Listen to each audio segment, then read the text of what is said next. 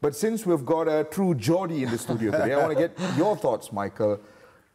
A lot has been said about Isak. A lot has been said about the debate about him versus how he has reacted versus how Newcastle have reacted, Liverpool's role in the entire situation as well. What do you think about how Isak has managed the entire situation? I think he's been badly advised. I think Alexander Isak could have been a god in Newcastle because he's a goal scorer. Anybody that's a goal scorer for Newcastle United, you look at Jackie Milburn, Alan Shearer, Andy Cole, Les Ferdinand, they're put up there with the best players that play for the football club. And not only that, he scored goals. He brought a trophy to Newcastle United as well. So he was already above a lot of players. Now, whatever's been said, whether somebody said to him, look, stay at Newcastle this year, you can move in the summer. It's verbal. If you've got an agent, it should be written down on a contract. There's the contract in black and white. Alexander Isak's allowed to leave.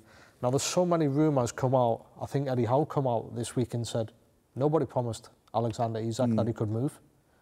So until Isak actually comes out and points his finger and said, well, this person said it, where's the proof? And then you've got another question. If Isak wants to leave that much, why is he not handing a transfer request? Now, every player that wants to leave a football club, no matter who it is, if they're desperate to leave, I'll hand a transfer request in. It's happened in football before. Why does he not want to do it? Is it his agent that's advising him? Oh, go to training, don't do this, don't do that.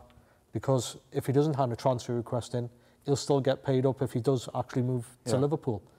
So then the agent's thinking about himself. He's not looking after the player's benefit. Alexander Isak, before he came to Newcastle, nobody knew who he was. Carlton spoke about this before. Newcastle have put him in world football as one of the best strikers in the world at the minute. You go to Liverpool, they play a totally different style to what Newcastle play. Is he still going to be that player? And it's going to be interesting because I'm still hearing from Newcastle that he's not for sale. The price tag's there, 150 million. Liverpool won't pay that. So come Monday, when the transfer deadline window closes, is he still going to be in Newcastle? I think he's gone, mate. I think he's gone. The fact that Newcastle have signed a striker now, but it's ironic, I mean, that Newcastle are still interested in a player who's doing exactly the same at Bournemouth. So we're all having a go at Isak, and we're feeling sorry for Eddie Howe and the Newcastle and whatever, but they're willing to sign the boy Wisa, who's doing exactly the same. They're refusing to play. You know, I understand a club comes in for you and you think, right, Liverpool come in for you, just won the league title. Next season, you know, they're going to have a really good season. So there's a right way to go about it. You're employed by the... Go and speak to the owners. Say to them, right, I want to go. And if they say to you, right, listen, we're not prepared to sell at this moment, or, as Newcastle have said, 130 million, if Newcastle have upset the apple cart, if Liverpool have upset the apple cart, then why come in with an offer that's lower than 130 million? You've put the player in limbo. We all know, let's be honest now, this has been sorted out beforehand. Clubs have spoken, the agents have spoken, Isak's spoken to Liverpool, the agent's spoken to Liverpool, and a deal's been agreed. And then Liverpool have shortchanged. So then they've dropped the player in it and the club in it. This has been a saga that has dominated the entire summer, Michael. I think Newcastle fans are... I don't blame them. They've been exhausted just following this saga. It's been emotionally taxing as well. But there's a couple of days now, a couple of big days as the transfer window wraps up. What do you reckon happens? Do you think he stays? Do you think he leaves? Well, it's interesting because, like Carlton said about Wisa, he didn't play today. He wasn't even on the bench for Brentford. Then there's another striker who they're interested in, Strand Larson for Wolves. Wasn't on the bench today. But then they've signed Walter Mulder, which I think is a brilliant player. I've seen him play a couple of times. I played against England in the Euros. He was brilliant.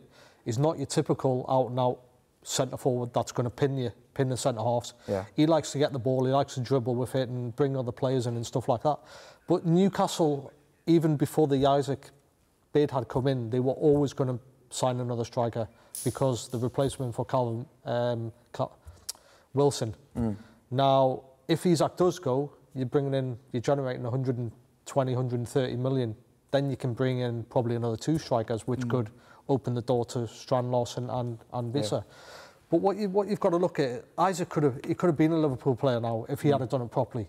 If he didn't upset the apple cart, if he had went to pre-season training in Singapore, in South Korea, played the games, pre-season games, played against Villa, played against Liverpool, come the transfer window, Liverpool pay 110 million, Newcastle probably would have accepted that. But it's the way he's gone around wanting to leave the football club, not wanting to train, and you're just upsetting other players. Yeah. Well, look at Isak. Look at Isak. We just talk about Isak, right? His release clause expired, was asked to play against Chelsea, played against Chelsea, was outstanding, had a goal disallowed. You know, just got on with the game. Mark Gear, you know, he's in the last year of his contract. Crystal Palace know he's going to go. He knows he goes. He could down tools. I want to go to Liverpool. Liverpool are going to be up there for the league, going to be up there for the Champions League. I want to go to Liverpool. But he's gone, right, that's down to you to sort out. I'll get on and do my job and play the game of football. I'm going to bring up the question again, Michael. Yes or no? Do you reckon he leaves or he stays? I think he'll stay. You think he stays? I really do. I think Newcastle will stand firm on the bid. I think he'll stay. And if he stays, do you think Newcastle will welcome him back with open arms? I think it'll take time. I think he'll have to apologise and explain the situation, what's happened. Yeah. But I think that will only happen if he moves on from the agent as well.